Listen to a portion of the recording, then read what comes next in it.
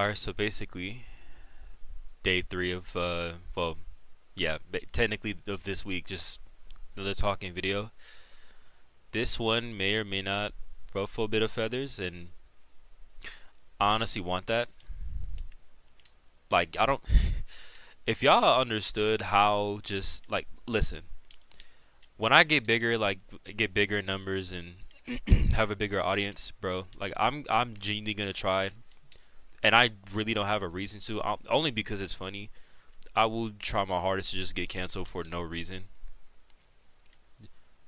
Like it's not even like that's just been always been a goal of mine since like since the whole like cancel culture thing like just got like big. I just wanted to get canceled just because I don't know why, it's just a hilarious goal of mine. But y'all see the title of this video, and yeah, it's gonna rough for a little bit, but I feel like I could have a little say in it that I just not didn't mess up. But oh yes I did. Yes I did. But yeah, so pretty much with me being bi, it's it's gonna be, you know, a lot of assumptions as to where I align with. I mean, I gave I think I told like some snippets when I was when I made my video about Lily Tino. And speaking of him, he recently came back from his little I guess he took a social media break for a while, and he nothing about him has changed. So was you know what I'm saying, that break was just him just being off, but he just hasn't changed as a person. There's no improvements or nothing. So what was the point of you even leaving, I guess? But I gave snippets as to where I align with the whole LGBTQ thing as a whole in that video. I think I gave like just a little bit, but this video is probably gonna share it in its totality. Maybe not in its totality, but just in a general scheme of things, just where I align pretty much. Because you know what I mean, like, did I just mess up my thing? I'm gonna keep going. You know what I mean, like I'm not gonna judge. I don't judge, you know, just what you are. Like if you're gay, lesbian, bi, trans, I'm not gonna judge you because you're that. I always judge based on mentality, how it, you know, based on how you act. I know I made that apparent within. I'm pretty sure I made that apparent within my video about Lily Tino. Like it doesn't, like, what you, whatever your sexuality is, that I don't think that really like that does and doesn't define you in a sense, but it's mainly how you carry yourself. That's the main thing that people will judge you for. What you align with, you know, what you believe in, what you think is right or wrong. You know, that's the biggest, that's the realest form of judgment, I would say. And where I would stand is, I do honestly believe that there should be a separation between, you know, the LGBs and the TQ pluses, because, you know, like LGBs, that's just straight up biology. You know, like a lot of us, like we may be gay, lesbian, bi, but that we still want biological. We still want biological partners. Like we don't like we're not. It's not. We're not transphobic simply because we don't want to romantically be with a trans person. That's just we like just naturally just we like ourselves just naturally how we are, you know? That's what we're attracted to just naturally. and the TQ plus, and that's pretty much all identity. Being transgender, that's not a gender. That's you doing your best to imitate the opposite sex. That is you. Well, being a genuine real transgender, that's you doing your best to imitate the opposite sex by going through the transition, by going through the surgical transition to become that. Whereas, where a lot of these activists do is, they'll just like simply claim that they're the opposite by simply dressing as the opposite, or a man would simply just put on some makeup and then just claim that he's a woman, and then that somehow, like, he believes that somehow gives him the right to intrude in women's spaces. That's, like, it's just like, this whole thing wasn't even a big, like, just cluster mess like a while ago. Like I say, like before 2021. Like, I mainly started discovering like this huge shift and stuff around 2023. That's because that's because I don't really be tapped into the community like that, honestly. But I know for a fact that um that this has probably been going on for like probably like since 2021. This huge massive surge of activists coming up here and claiming that they're trans, when it's like, we know that you're not, because you're not doing anything to transition to the other gender. The bunch of people claiming that they're non-binary, and it's just like, the whole non-binary thing is confusing itself, because it's just like, what happened to just being androgynous? Like, that's been a thing since probably forever. And in terms of mainstream, like, that's been around since like the 70s, 80s. You know what I'm saying? Like, there's been a tons of androgynous people, but they're not, well, like, they're, well, in terms of looks, they want to appear androgynous, but they're still like their birth gender. Yeah, y'all know what I mean.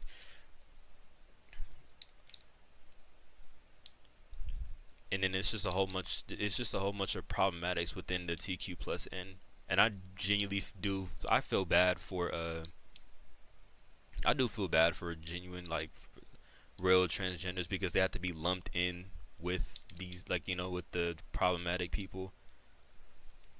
Because real transgenders, they they're making the efforts to be the other gender. They don't, they stay respectful. They don't intrude themselves in, the opposite gender's spaces, especially like when they know that they're not passing. They don't, they still stay in their lane until they know that, okay, I pass, so I should be good when going into these spaces. And even then, like, even if, like, okay, like, I still pass, but they don't accept me, okay, that's fine. I'll respectfully stay in my space. That's how they operate, and that's perfectly fine. But you have the problematic people that do just very little to just quote unquote claim that they are that, and then they try to force themselves into these spaces, and then try to force other people into believing the same things. It's just super dumb. Like, realistically, no, like, when people and all this different stuff just makes everybody homophobic, honestly.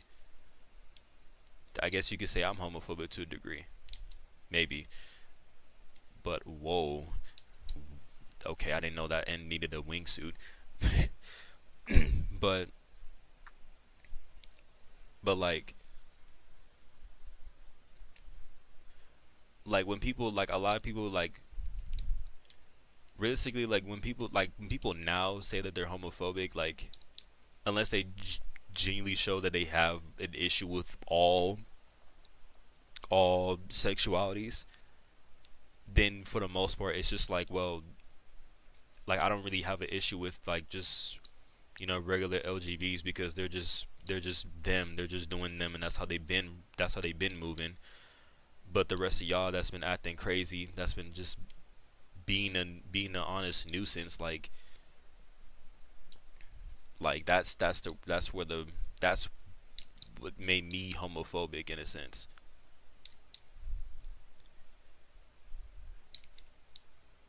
Like all these different, like just you guys just trying to force your beliefs onto other people, and then make everything confusing by all these different adding all these different acronyms. And because like there's like I don't even know the true full acronym anymore, because I seen one like back in like freshman year, and it was super long and dumb. I think it was the LG. Hold on, let me pause to think. The LGBTQQICAP F2K. I think that's what it is. I don't listen. I don't use like it was something like that. If you're wondering where the heck the two even came from, two spirited, which I'm pretty sure uh Native Americans are probably pissed about that, because the two spirited thing originally came from Native Americans. So I wonder how they feel about that. I wonder how I feel about this drop. Um, just trying to include all these different acronyms to make everybody feel included, because people, they want to chase. They want to. A lot of people want to feel. Well, these activists want to feel like empathetic to everybody, and this really gonna ruffle some feathers bringing this name up, and I'm gonna even put it in a tag too. But like, whether you just like, it's different things that I agree and disagree, whatever. But Charlie Kirk was right about his thoughts on empathy, and how like it just like sympathy's the better thing to use than empathy, because empathy, you can only feel empathetic when you've went through that experience, that person's experience, when you went through like some like either that exact thing or something similar, so you understand what they went through. Sympathy is, you don't know, like you haven't, like you may not have went through that anything similar to that person's experience at all, but you still you still feel like, you still feel sorry for them, you still share your love and prayers to them. Like like and example currently, uh throughout many Caribbean countries, like Jim, like I'm probably saying that wrong. Y'all know what I mean, but like there's like a massive hurricane going on right now, and huge prayers to everybody that's being affected right now. But let's say like those who, like the survivors of Hurricane Katrina, can feel empathy towards people in Jamaica going through the hurricane today, because like they like because it's saying that that the hurricane out there is as bad as, going to be as bad as Katrina, or possibly worse.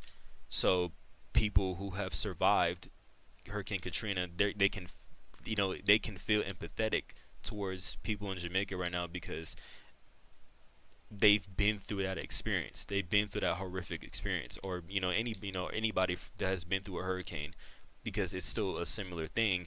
They've they know how it feels, so they can feel empathetic. I've never been through a hurricane in my life, so I can't feel empathy. Like I can't be empathetic towards anybody that's been through a hurricane, but I can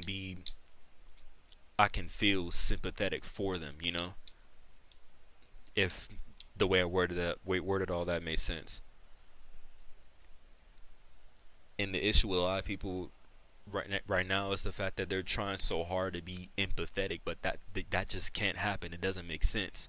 That's not possible. You can't be empathetic towards everybody because you never went through their experiences. I can't be empathetic towards my parents were going through, because they went through real genuine racism.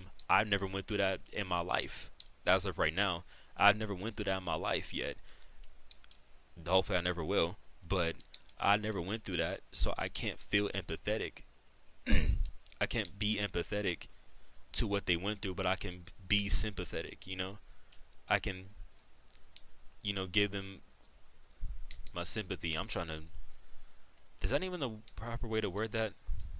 I don't know, but I can give them my sympathy for what they went through, but I can't be empathetic because I never went through that. I've never been through that experience,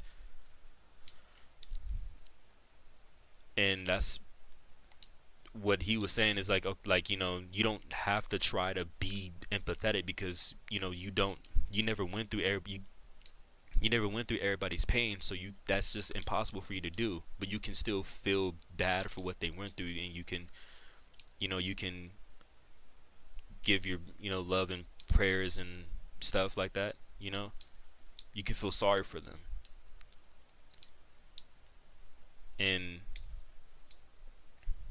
I feel like that's why we have all these different acronyms. I don't even know when the Q was even introduced. I don't know when the T was introduced, but I understand why. Well, I have a guess as to why. Like, when it comes to the trans people, like, because back then it wasn't like this whole like just cluster mess. Like, it was genuine trans people. They were they were considered outcasts, so like their best group to latch onto was the the LGBs, right? There was their best group was to latch on to us, and a lot of us were feeling dicey on allowing them, but we were slowly but surely like accepting trans people. I have no clue when the Q came to play at all, but like, matter of fact, hold on, I can actually let's we can do that. We can do that right now. Hold on. I mean, yeah. Let's look that up. Let's look that up. Let's look that up. When did the Let me raise my keyboard up. The Q part of LGBTQ come in. When did that come in? The early 2000s. Because yeah, queer has been a term for a cool minute. And I'm assuming did the T come the T came after did the T come after the Q? No.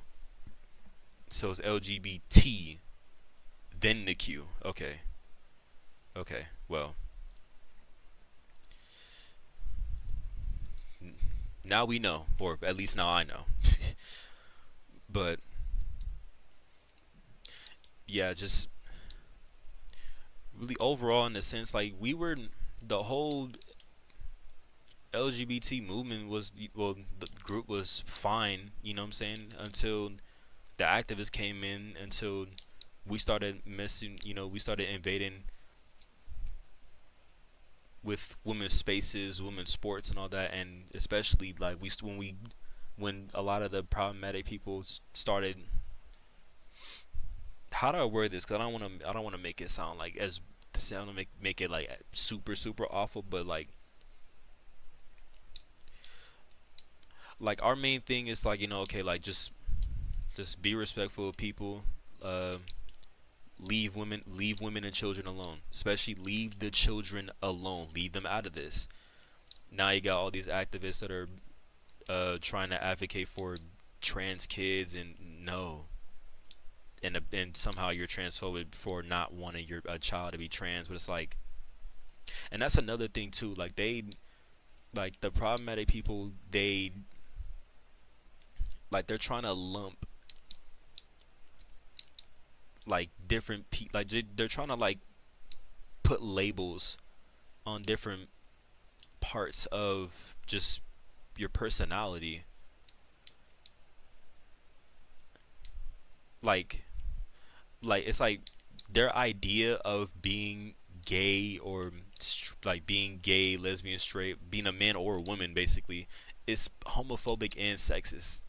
Honestly, that is genuinely like that, because they was like, oh well, if you're a man then you have to be 100% a man, and if you're a woman you have to be 100% a woman, because if if you're if you have a singular like trait about you that's feminine or masculine, then and you're not that either of those things, then now you're non-binary. It's so dumb. That is literally how the book the book My Shadows the Color Purple is. That is exactly how it is. It's like, it's not even like telling you about non-binary people, which, I mean, why are you even trying to explain non-binary people to children when us adults don't even have the fullest grasp on that idea anyways? But it's literally it's trying to tell your child that they are non-binary, because they're not fully masculine, they're not fully feminine. Matter of fact, hold on, in case y'all don't know what book I'm talking about, let's go right here. Let's look that up. Real quick. My shadow. My shadow is pink. That's what it is. I could have sworn it was purple. Right? Am I tripping? My shadow is pink. Am I having a Mandela effect? I've been saying the color so wrong. Wait, there's two. There's two. I know this one. This is the one this is the one I know for sure. My shadow's purple. When was there this version? I don't remember this one. But really, I guess both of these books, they're trying to instill that notion to your child that they are non-binary, solely because they're not fully their gender, but that's not gonna work. The funny thing is that it even contradicts itself in the book when it talks about his parents, because like bringing up his parents, like, oh, my dad is into these like flowers or something, like it was something feminine, and my mom is like into something masculine, and they're still mom and dad,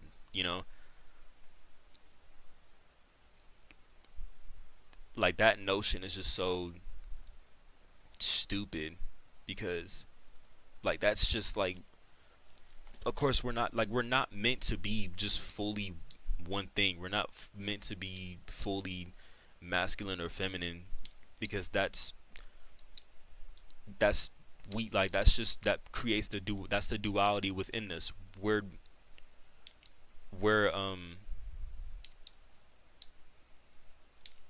I can't even think of the word no more, because I was thinking of it earlier, but you know what I'm saying, that like we're both masculine and feminine through our personality. That's what makes us complete. We're I really cannot think of the word anymore. That's crazy. Like we're dual creatures. I'm gonna say that from now on. We're dual creatures. Every single human has duality within them, and that duality is what makes, like, the duality within you is what makes you as an individual. Your interests, your personality is what creates you as an individual. And it does, and even like through emotions and acts and stuff, like it's all a mixture of both. That's what makes us us. That's what creates us as an individual. You know what I mean? So like just trying to push that whole notion that, oh, you like, oh well, you're non-binary, or you're you're trans coded because you're not you know what I'm saying, you're not fully your birth gender. That's homophobic and sexist, extremely sexist, because now you're trying to bind us into this box. It's so stupid. But that's just, you know what I'm saying, that's pretty much like where I stand. I wholeheartedly believe that, you know, like I have nothing against, you know, the TQ plus N, uh, you know, less like besides the, you know, the activists and problematic people. But there does need to be a it does need to be a separation, because, you know, we deal with biology, the LGBTs deal with biology, and then the TQ plus is entirely identity. So yeah, that's just where I align with this whole thing. And again, like, no matter what you are, like, just because of, you know, like, oh, no matter what sexuality you are, that doesn't fully make you, unless you make your sexuality your entire personality, which I honestly believe is cringe. Because I've seen some gay people make being gay their entire like thing, which is super cringe to me. Is extremely cringe. But, you know, like, your sexuality it doesn't fully make you. Your thoughts, your personality, your interests, everything all together is what makes you, and those things are what we judge you on, or what we truly judge you on. We're not gonna judge you. Well, some people will. I'm not gonna say that we're not, but because some people genuinely will. But for the most part, we judge based on, you know, on how you think, how you act, how you carry yourself, and all that. That's the real judgment. That's generally the way that I judge people, entirely on thought and not by looks, you know. And even by, like, you know, like, by, you know, sexuality, skin color, even, you know, which political party that you side on, if you even side with a political party. Like, it's all a matter of thought and act and all of that, instead of just like, oh, it's just this and that's it, you know. But just a simple, just one thing, like, because everything is complex. There's complexity to everything. Me being black like, there's complexity within it. Me being bi, there's complexity within it. Even if it sounds like, even if those two things sound simple, there's complexity within it. So you got to understand that person's specific complexity, and that's the truest form of judgment that you're gonna make on them. That's what will truly matter to you, how you think about somebody. But that's all I wanted to rant about. I'm pre-recording this as well, and I honestly need to sleep for school tomorrow. I didn't go to school. I didn't go to school Tuesday. I know, like, because I pre-recorded that like Wednesday's video, like, the day before, well, the night of, like, literally, like, in the night from Monday going to Tuesday. But I didn't go because I got, like, it was a lack of sleep. But this time I'm gonna actually, like, try my hardest to get some sleep in. So that's basically it with that. I'll see y'all whenever.